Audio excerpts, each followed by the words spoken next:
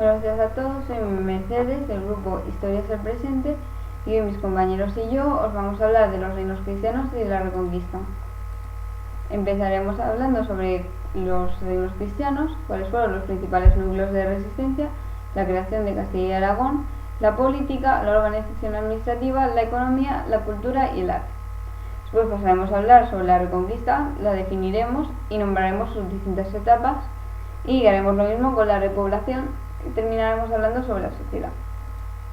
En lugar, los núcleos de resistencia cristianos se formaron tras la rápida conquista musulmana en las montañas del norte. Hasta el siglo X, estos núcleos simplemente resisten o ocupan zonas despobladas como el norte de la cuenca del Duero. La hegemonía en este periodo está a manos de Al-Ándalus. El primer núcleo que se forma es el núcleo asturiano. En el 722, un noble visigodo, Pelayo, y los indígenas astures derrotan en Covadonga a un ejército expedicionario musulmán. A partir de este momento comienza a organizarse el reino de Asturias. Alfonso I asume la herencia visigoda, establece el fuero juzgo y otros elementos políticos. La emigración hacia el norte de la población visigoda hispano-romana refuerza esta comunidad.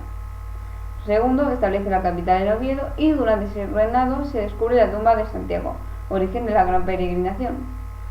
Por último, Alfonso III lleva la frontera hasta la línea del Duero, ocupando la cuenca del norte, la llamada Tierra de Nadie. Se forma el núcleo navarro tras la batalla de Roncesvalles y llega a su apogeo con Sancho III el Mayor, rey de Navarra entre los años 1000 y 1035, extendió su poder a Aragón y consiguió conquistar Castilla. Fue el monarca más poderoso de los reinos cristianos de la península ibérica en el siglo XI. También debemos destacar, aunque quizá en menor medida, el núcleo aragonés fue una zona de débil poblamiento del Pirineo central, primero bajo influencia carolingia y después de los navarros. Aportaron escasos avances en la Reconquista ante el potente núcleo musulmán en torno al Valle del Ebro. El último de estos núcleos de resistencia fue el núcleo catalán, que se encontraba en la zona del norte de la actual Cataluña. El reino franco-carolingio estableció allí la marca hispánica.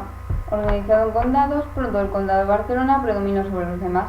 Wilfredo el Belloso reconquistó algunos de los territorios e inició un proceso de independencia respecto al debilitado reino franco. Ya en el siglo X, los sucesores de Wilfredo el Belloso dejaron de prestar homenaje feudal al monarca francés. El condado de Barcelona pasó a ser un ente político independiente. Y ahora hablaremos de la creación de Castilla y Aragón. La corona de Castilla es conquistada en primer lugar por Sancho III el Mayor y Fernando III, hijo de Berenguela de Castilla, tras conquistar León, crea el reino de Castilla y León, conquista la cuenca del Duero y consigue la hegemonía peninsular. Por otro lado, el reino de Aragón se forma tras el contrato matrimonial entre Petronila de Aragón, la heredera al trono, y Ramón Berenguer IV, el conde de Castilla. Y con Jaime I conquista Baleares y Valencia. En lo referente a la política, en Aragón vamos a destacar en lo referente a política interior el compromiso de Caspe, que la corona pasa a manos de Fernando I de Antequera, en exterior la expansión por el Mediterráneo. Y en la corona de Castilla lo más destacable de la política interior es el enfrentamiento entre la monarquía y la nobleza. Y lo exterior es el interés de conquistar Granada para así lograr la unificación de la península y dominar las rutas marítimas. En cuanto a la organización administrativa, la base principal era el control de la tierra.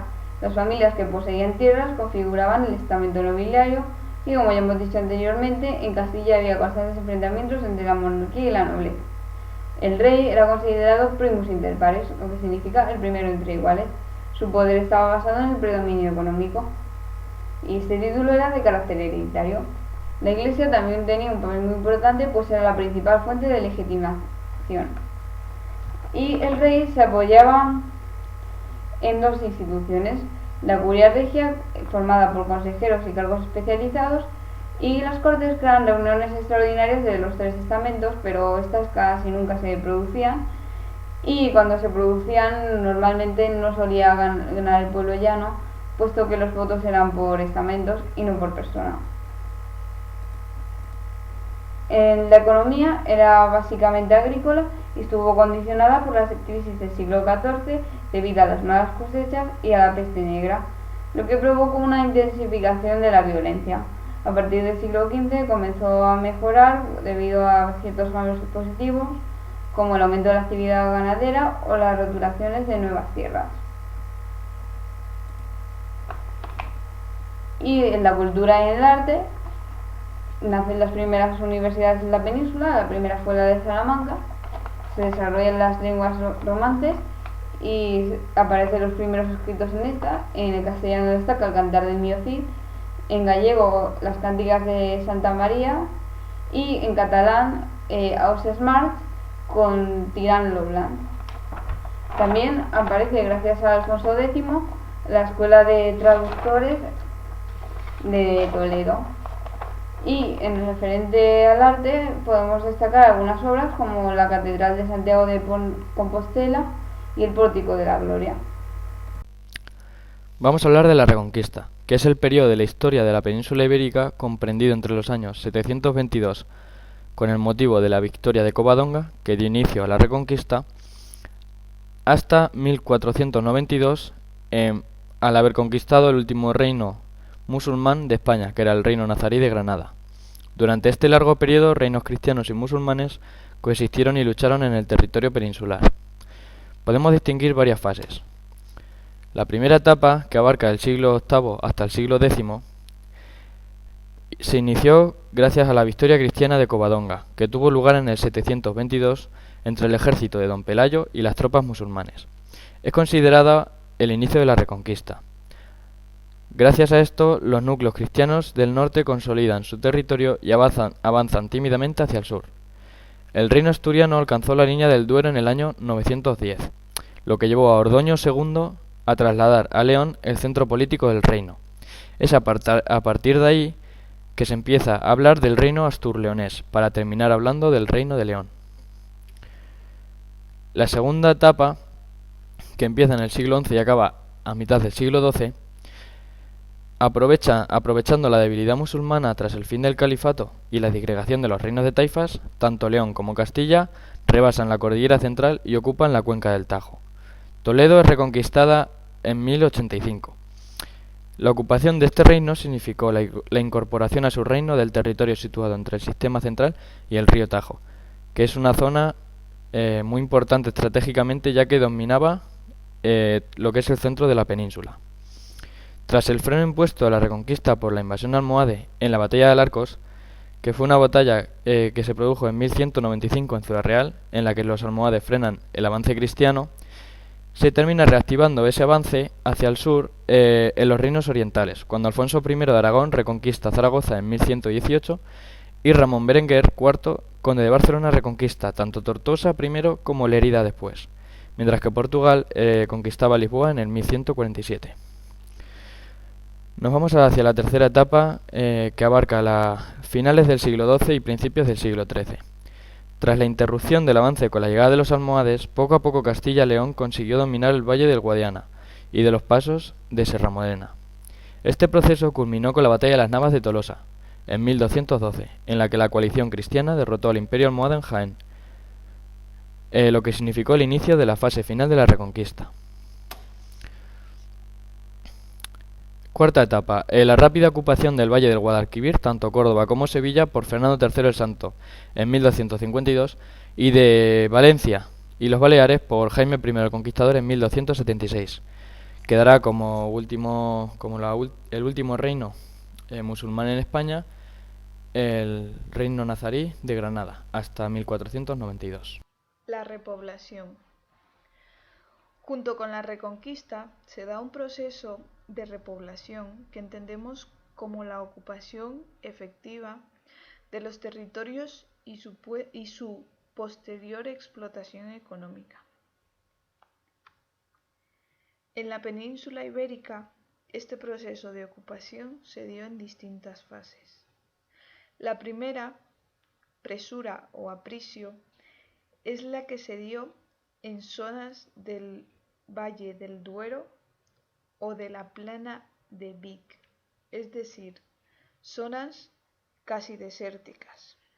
La ocupación la realizaban campesinos, a veces dirigidos por un noble o un clérigo.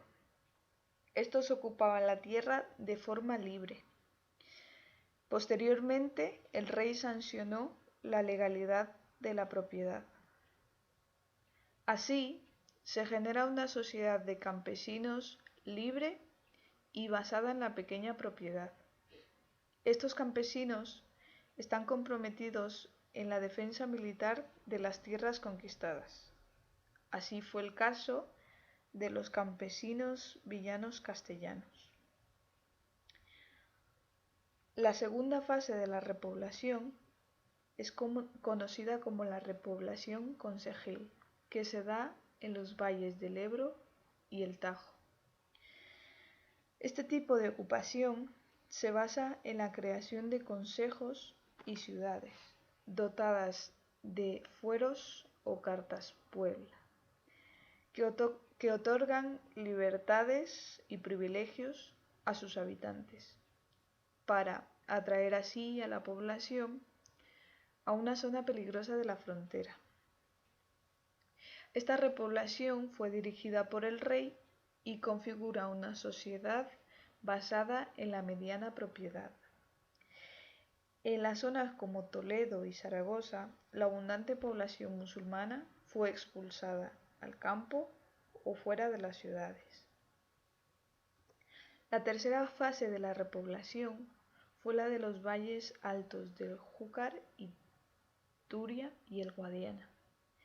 Esta repoblación se basó en los repartimientos a las grandes órdenes militares, como son la de Santiago, la de Calatrava, la de Alcántara y la de Montesa, en Aragón.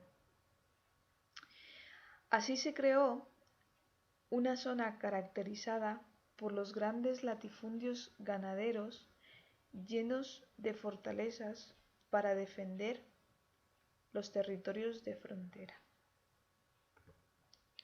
La cuarta fase de la repoblación fue la de Extremadura, el valle del Guadalquivir y la fachada levantina. En esta, los reyes otorgaron grandes territorios a nobles y soldados que participaron en la conquista militar, a través de donadíos, que eran grandes latifundios para la nobleza, y heredamientos, que fueron propiedades más pequeñas. Por tanto, el nuevo tipo de estructura agraria fue la gran propiedad. Finalmente, en las Islas Baleares hubo repartimientos entre la nobleza y la población musulmana fue diezmada o expulsada. Pese a todo esto, el modelo de sociedad feudal se consolidó en toda la península con sus instituciones típicas como el vasallaje, el señorío territorial y la señoría jurisdiccional. La sociedad feudal. La sociedad feudal está organizada en estamentos. Con el rey a la cabeza, los grupos privilegiados son la nobleza, que está compuesta por la alta nobleza, hidalgos, caballeros villanos. Estos poseen grandes territorios.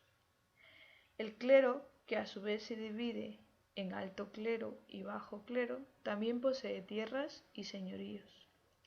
El grupo no privilegiado lo componen los campesinos, que no son propietarios y dependen de sus señores.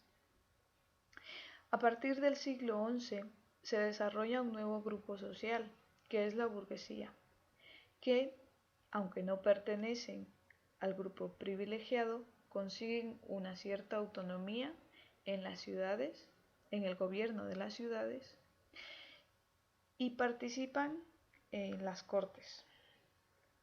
Finalmente, nos encontramos con las minorías religiosas y las etnias marginadas, que son los judíos, mayoritariamente urbanos, y los mudéjares, que viven preferentemente en el campo.